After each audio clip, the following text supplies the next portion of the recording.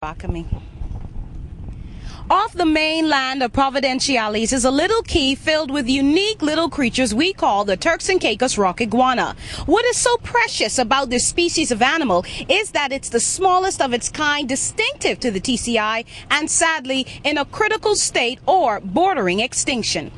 Last week, teachers from around the country were acquainted with the habitat and the animal on Little Water Key. Channel 4 was there as Mr. Lee Panyai of the San Diego Zoo, and one earnestly trying to protect the reptiles since the year 2000, explained why the Turks and Caicos rock iguana is lessening in numbers, even though there are about 50,000 of them surviving on 40 offshore keys.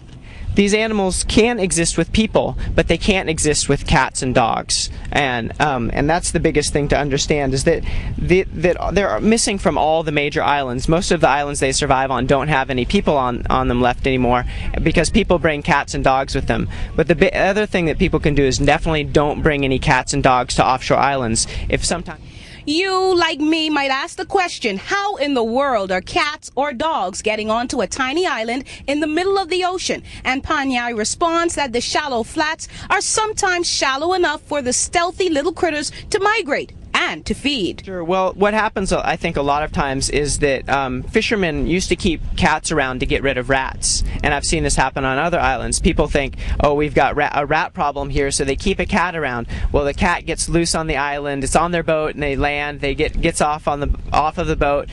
Maybe it's pregnant, has seven kittens. Those kittens are now wild. They're not little fuzzy kittens. Then they run wild and eat everything they can.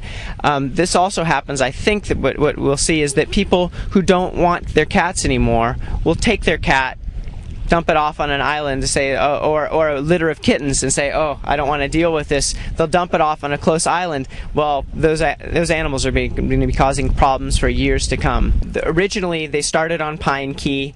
They moved to Water Key. When the sand spit filled in, which is Half Moon Bay between here and Water Key, the cats were able to come over. We could actually see their footprints coming across the sand. There is a plan to preserve, and that plan has a pretty good reputation, according to Panyai. It is going to cost about $150,000 to execute, and private individuals are pitching in. We have a proposal that we've seen from an eradication experts for about $150,000 to take care of cats on all three islands.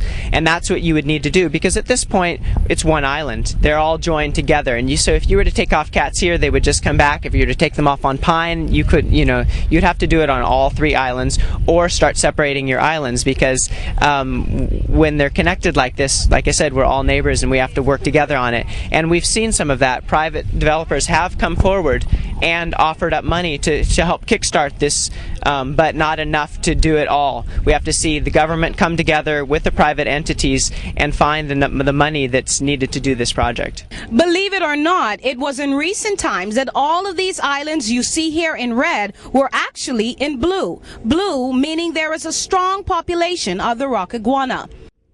Now they live in only 5% of the country, and the Turks and Caicos National Trust, along with other interested parties, are doing what they can to save an indigenous species, and the public can help out too.